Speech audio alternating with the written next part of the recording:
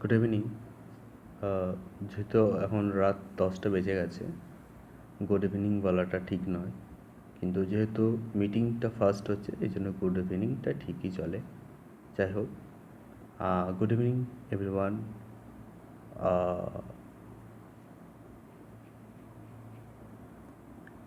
তোমরা যারা দেখছো আমার টাইম ডব্লিউবিসিএস এই প্ল্যাটফর্মটা, এটা কম্পিটিটিভ এক্সাম প্রিপারেশনের জন্য এবং মেনলি ডব্লিউবিসিএস যারা প্রিপারেশন নিচ্ছে তাদের জন্য খুবই উপকারী। তো তো শিডিউল অনুযায়ী আমার প্রত্যেক দিন স্যাটারডেতে আমার ইকোনমি অ্যান্ড পলিটি প্রিপারেশন থাকে। সেই জন্য আমি আগের দিন বলেছি, আগের দিন কয়েকটা ক্লাস হয়ে গেছে। আমার ইকোনমিক্সে ন্যাশনাল ইনকাম উপরে একটা ক্লাস হয়ে গেছে, তারপরে ইন্ডিয়ান ইকোনমিক প্ল্যানিংয়ের উপরে একটা ক্লাস হয়ে গেছে, আর প্ল্যানিং ইন ইন্ডিয়ার উপরে দুটো ক্লাস হয়ে গেছে। আজকে এটা third class and last class. তো আমরা এই ক্লাসটাতে যেটা ডিসকাস করবো বলেছিলাম নীতি আয়োগ সম্পর্কে, কারণ এটা নিউ কনসেপ্ট আমাদের 2015 সালে এসছে। তো আমরা জানি যে যখন নতুন সরকার আসলো ভারতবর্ষে শ্রী নরেন্দ্র মোদীর নেতৃত্বে, তো সেই সরকার আগস্ট মাসে 2014 সালে যে প্ল্যানিং কমিশন ছিল, সেই প্ল্যানিং কমিশন যেটা মার্চ মাসে 1950 সালে তৈরি হয়েছিল, সেটাকে অ্যাবলিস্ট করে দিয়ে নতুন যে নীতি আয়োগ, অর্থাৎ national institution for transforming India, এটা কিন্তু নিয়ে আসলো।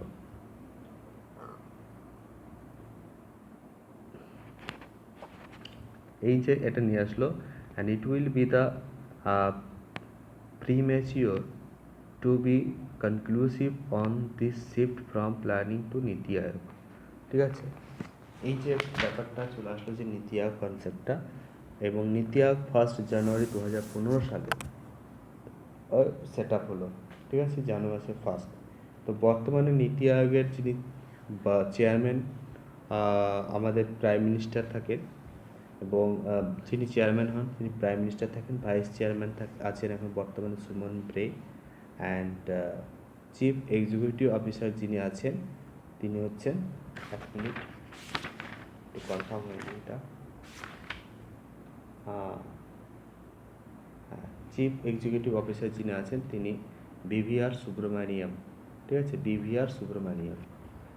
তো বলে দিলাম, নীতি আয়োগের যিনি চেয়ারম্যান হন তিনি হচ্ছেন প্রাইম মিনিস্টার, আর যিনি ভাইস চেয়ারম্যান হন তিনি আছেন সুমন ব্রে প্রেজেন্টলি বা কারেন্টলি, অ্যান্ড কারেন্টলি যিনি চিফ এক্সিকিউটিভ অফিসার তিনি হচ্ছেন বিভিআর সুব্রমণিয়াম। তো এখান থেকে আমাদের বেশি কিছু কোয়েশ্চেন আসে না। ঠিক আছে, নীতি আয়োগ সম্পর্কে আসে, নীতি আয়োগের ফুল ফর্ম সম্পর্কে আসে, নীতি আয়োগ কবে প্রতিষ্ঠা হয়েছে সেটা আসে, নীতি আয়োগের চেয়ারম্যান ভাইস চেয়ারম্যানকে বা নীতি আয়োগের চিফ এক্সিকিউটিভ অফিসারকে সেটা আছে, নীতি আয়োগের কতগুলো উইংস আছে সেই উইংসগুলোর নাম কি সেগুলো সম্পর্কে আসে। তো এর একবার কনস্টিটিউশনটা আমরা দেখে নেব যে the Aayog will B A lean organization modeled as a network of expertise functioning focusing on functionality, flexibility and domain knowledge with the following structure and model mechanism। যে কী স্ট্রাকচার আছে, এতে চেয়ারম্যান থাকবেন ডিফ্যাক্টো। ঠিক আছে, ইনি chairman থাকবেন, de facto chairman থাকবেন। Governing Council will be comprised the Chief Minister of all state and Lieutenant Governor of Union Territories। তো গভর্নিং কাউন্সিলটা কে থাকবে? চিফ মিনিস্টার থাকবে অল স্টেট এবং lieutenant governor of union territories এ থাকবে। রিজিওনাল কাউন্সিল, এই যে রিজিওনাল কাউন্সিলগুলো হবে কি, রিজিওনাল কাউন্সিলটা হবে will be formed to address the specific issues and contingencies impacting more than one state or region. Strategy and planning in the Ayog will be the anchored from the state level with regional councils convened by the Prime Minister for identified uh, priority domains put under the joint leadership of the of related sub-groups of state and central minister. The এই যে একটা regional একটা council থাকবে, সেটা prime minister and central minister এর মধ্যে কিন্তু একটা আছে, স্পেশাল ইনিশিয়েটিভ ইনভাইটিস থাকে, একজন স্পেশাল ইনভাইটিস থাকে। It will be have expert specialized specialist and practitioners with the relevant domains knowledge as special invitees nominated by the Prime Minister. Full-time oriental framework. Full time organisational framework থাকবে একটা full time. যে ফুল time organisational framework কি, এখানে কি থাকবে, in addition to prime minister as it chairman it will be comprise other vice chairman. এটা হচ্ছে full organisation. তো চেয়ারম্যান ভাইস চেয়ারম্যান থাকবে prime minister, vice chairman to be appointed by prime minister. কে নিয়োগ করে ভাইস চেয়ারম্যানকে? Prime minister নিয়োগ করে। মেম্বার্স অল ব্যাস ফুল টাইম মেম্বার্স থাকবে, পার্ট টাইম মেম্বার্স থাকবে দুজন, ঠিক আছে, ম্যাক্সিমাম অফ দুজন পার্ট টাইম মেম্বার থাকবে, এবং এক্স অফিসিও মেম্বার থাকবে চারজন, মিনিমাম চারজন এক্স অফিসিও মেম্বার থাকবে of the union council of minister to be nominated by the PM. Members of the union council of minister, অর্থাৎ যে council of minister থাকে সেই কাউন্সিল অফ মিনিস্টার থেকে চারজনকে এক্স অফিসিও মেম্বার করা হবে, এবং এটা প্রাইম মিনিস্টার নমিনেটেড করবে। চিফ এক্সিকিউটিভ অফিসার থাকবে to be appointed by the prime minister for fixed tenure in the rank of secretary to the government of India.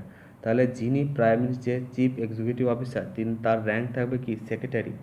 যে government of India যে secretary থাকেন সে সেক্রেটারির র্যাঙ্কে থাকে, আর সেক্রেটারিয়েট থাকবে একটা অ্যাজ ডিমান্ড নেসেসারি। তো এই গেল নীতি আয়োগের একটা স্ট্রাকচার, ঠিক আছে। এবং আমরা দেখবো যে নীতি আয়োগের কতগুলো উইংস আছে, ঠিক আছে। একটা হচ্ছে কি রিসার্চ উইংস, একটা হচ্ছে কনসালটেন্সি উইংস, আর একটা থাকে টিম ইন্ডিয়া উইংস, ঠিক আছে। তিনটে উইংস থাকে। Team India wings, it will comprise the representatives from every state and ministry and will serve as a permanent platform for national collaboration, which representative in the wings will be ensure every state ministry has a continuous voice and stake in the IOG, established a direct communication channels between the state and ministry and IOG for all development related matters as the dedicated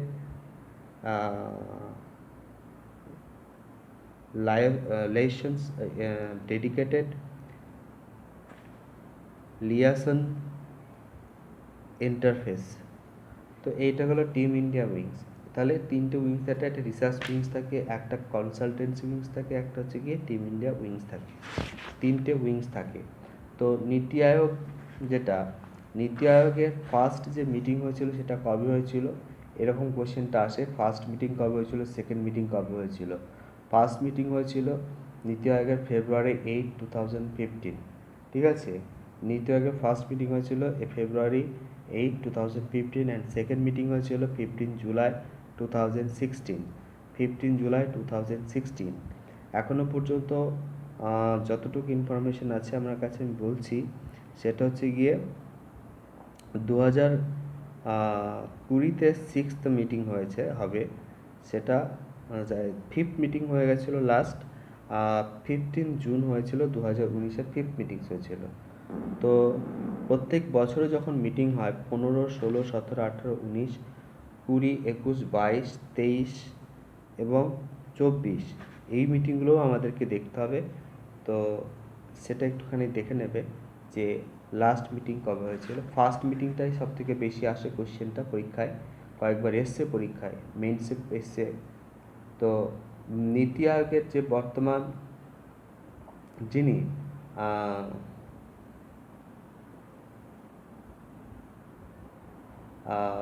chief vice chairman তিনি হচ্ছে সুমন ব্রে, এবং chief executive অফিসারকে PVR Subramaniam.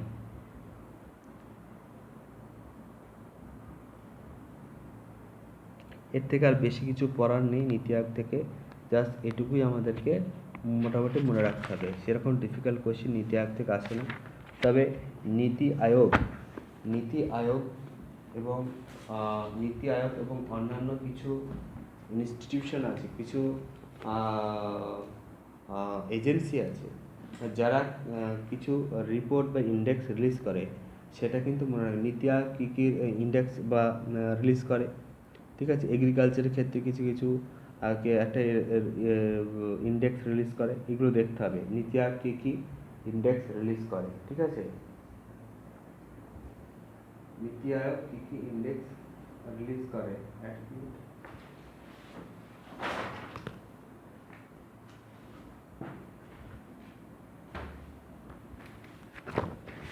নীতি আয়োগ কী কী index release করে, এখানে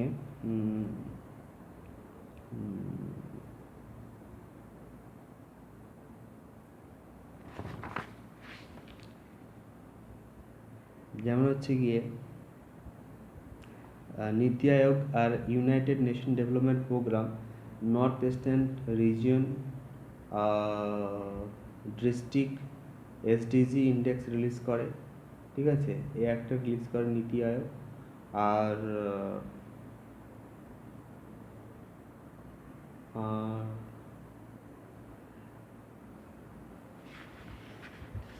Indian Innovation Index নাকি একটা আছে, সেটা রিলিজ করে।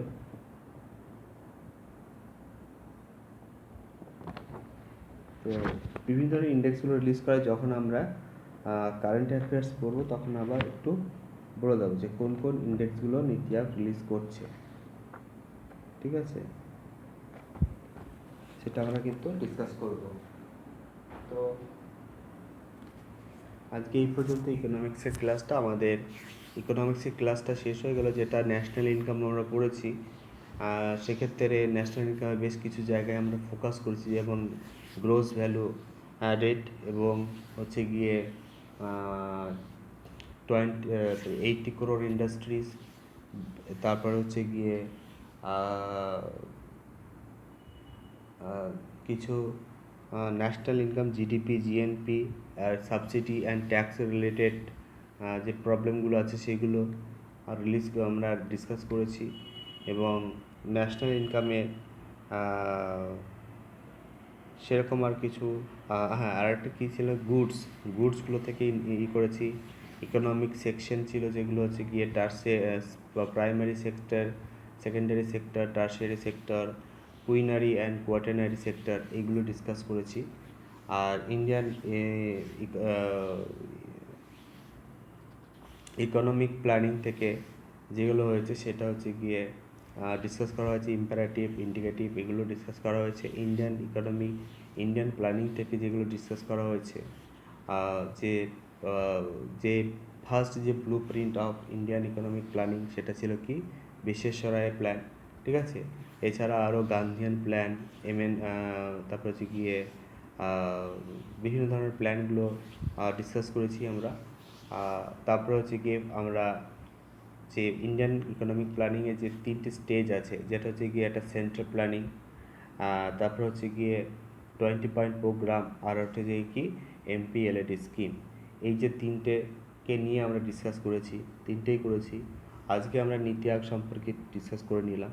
এই যে আমাদের national income and economic planning and Indian economic planning, এই চ্যাপ্টারটা শেষ হয়ে গেল। নেক্সট উইকে আমি কিন্তু এই চ্যাপ্টার থেকে 10টা কোয়েশ্চেন ইম্পর্টেন্ট নিয়ে আসবো, ঠিক আছে? সেই 10টা কোয়েশ্চেন নিয়ে ডিসকাস করবো এমসিকিউ বেস। তো গুড নাইট এভরিওয়ান। যারা এখনও কিন্তু আমার চ্যানেলটাকে সাবস্ক্রাইব করেনি, প্লিজ সাবস্ক্রাইব করো এবং শেয়ার এবং লাইক করো, কমেন্ট করো।